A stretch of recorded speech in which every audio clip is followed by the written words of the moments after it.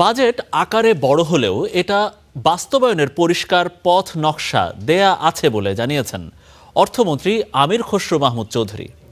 তিনি বলেছেন, সম্পদের সীমাবদ্ধতা সত্ত্বেও সবার জন্যই এটি প্রণয়ন করা হয়েছে। রাজধানীর ওসমানী স্মৃতি মিলনায়তনে বাজেটোত্তর সংবাদ সম্মেলনে একথা বলেছেন অর্থমন্ত্রী। যদিও রাজস্ব লক্ষ্যমাত্রা কিভাবে পূরণ হবে সে প্রশ্নের জবাব তিনি দেননি। মূল্যস্ফীতি প্রসঙ্গে অর্থমন্ত্রী বলেছেন, জীবনযাত্রার ব্যয় কমাতে বাজেটে ব্যবসার খরচ কমানোর উদ্যোগ নেওয়া হয়েছে। 2026 অর্থবছরের সম্পূরক বাজেট 2026-27 অর্থবছরের জন্য 9,38,000 কোটি টাকার বাজেট ঘোষণা করেছে সরকার। এর মাঝে সুদ বাবদি ব্যয় হবে 1,27,000 কোটি টাকার বেশি। এছাড়াও আছে প্রায় 90,000 কোটি টাকার ভর্তুকি। সরকারি কর্মচারীদের বেতন ভাতা লাখ কোটি টাকার উপরে। সব মিলিয়ে সরকারের পরিচালন ব্যয় 6 লাখ কোটি টাকার বেশি। বিপুল এই ব্যয়ের বিপরীতে আয় ধরা হচ্ছে 6,95,000 কোটি টাকা, যার মধ্যে রাজস্ব বোর্ডকেই সংগ্রহ করতে হবে 6,04,000 কোটি টাকা। অথচ চলমান অর্থ বছরের 10 মাসে এনবিআরের লক্ষ্যমাত্রায় ঘাটতি 1 লাখ কোটি টাকার বেশি। এই চ্যালেঞ্জ আরও বাড়িয়ে দিচ্ছে 2,43,000 কোটি টাকার ঘাটতি, যা পূরণে দেশীয় বিদেশি ঋণের ওপরই নির্ভর করছেন অর্থমন্ত্রী।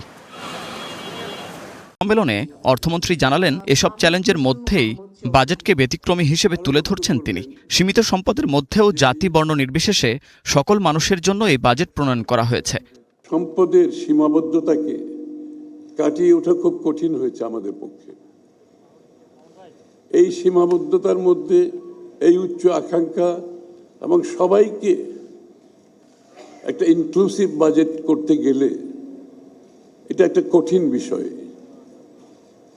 তার মধ্যে আমরা চেষ্টা করেছি, আমি আগেও বলেছি, প্রতিটি মানুষকে এই বাজেটের আওতায় আনার জন্য।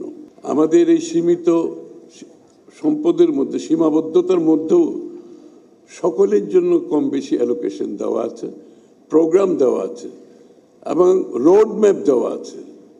শুধুমাত্র যেটা পলিসি নীতিমালা নয়, আমরা কিন্তু রোড ম্যাপ দিয়েছি। এটা বাস্তবায়ন করতে গেলে আমাদের কি কি করতে হবে সেটাও কিন্তু পরিষ্কারভাবে বলা হয়েছে। প্রস্তাবিত বাজেটে বিভিন্ন খাতের ব্যবসায়ীদের কর ছাড় দিয়েছেন অর্থমন্ত্রী।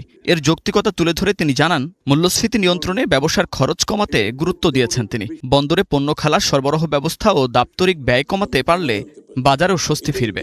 সরকারি কর্মচারী বলে তাদের কস্ট অফ লিভিং, তাদেরকে কষ্ট পেতে হবে। বেসরকারি খাতে আবার ইনফ্লেশনের সাথে বেতন বাড়বে, এটা তো একটা ডিস্টরশন হয়ে যায়। সুতরাং এই জায়গাটাই আমরা আশা করছি এটার সাথে সাথে দুর্নীতিও কমবে স্বাভাবিকভাবে। শিক্ষা খাতে বড় বরাদ্দের লক্ষ্য কর্মসংস্থান সৃষ্টি এবং সামাজিক সুরক্ষা খাতে রেকর্ড বরাদ্দের মাধ্যমে নিম্নআয়ের মানুষকে অর্থনীতির মূলধারায় আনতে সরকারের যে উদ্যোগ তা বাস্তবায়নের কথা জানান তিনি। এদিকে রাজস্ব ব্যবস্থায় স্বচ্ছতার বার্তা দিয়ে এনবিআর চেয়ারম্যান জানিয়েছেন, এবারের বাজেটে কালো টাকা সাদা করার কোনো সুযোগ রাখা হয়নি। যদি ওনারা নিজেদের থেকে ডিক্লেয়ার করেন, যাতে করে উনি 20% এক্সট্রা দিয়ে, রেগুলার ট্যাক্স প্লাস 20% এক্সট্রা দিয়ে যাতে দেখাতে পারেন। আর যাদের নিজের টাকা আছে, অলরেডি যার ট্যাক্স দেওয়ার টাকা আছে, হোয়াইট মানি আছে, তাকে আর কোনো ট্যাক্স দিতে হবে না, এরকম একটা প্রভিশন আছে।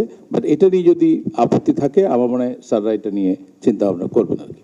সব মিলিয়ে এবারের বাজেটে মূল্যস্ফীতি নিয়ন্ত্রণ, কর্মসংস্থান বৃদ্ধি ও সামাজিক সুরক্ষার প্রতিশ্রুতির পাশাপাশি এ বিষয়ে পরিষ্কার পথনকশা বাজেটে দেয়া হয়েছে বলেও জানান অর্থমন্ত্রী। Munnaf Rashid, star news, Dhaka.